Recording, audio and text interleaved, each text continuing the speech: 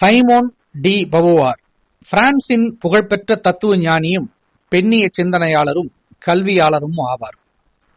ஒருவர் பெண்ணாக பிறப்பதில்லை, பெண்ணாக உருவாக்கப்படுகிறாள் என்ற கூற்று உலகளவில் அலைகளை எழுப்பியது.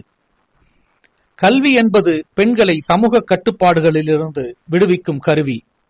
பெண்கள் சுதந்திரமாக சிந்திக்கவும் தங்கள் வாழ்க்கையை தீர்மானிக்கவும் கல்வியே அடிப்படை என்கிறார் பவுவார்.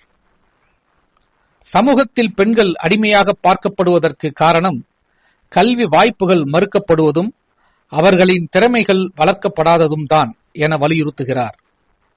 சைமோன் டி பவுவார் வலியுறுத்தியது கல்வி என்பது சமத்துவத்தை உருவாக்கும் அடித்தளம். ஆண்களுக்கும் பெண்களுக்கும் சமமான கல்வி கிடைக்கும்போதுதான் உண்மையான ஜனநாயகம் உருவாகும். கல்வி என்பது புத்தக அறிவை மட்டுமே தருவதல்ல, அது விமர்சன சிந்தனை, சுதந்திரம், பொறுப்பு ஆகியவற்றை வளர்க்க உதவ வேண்டும் என குறிப்பிடுகிறார்.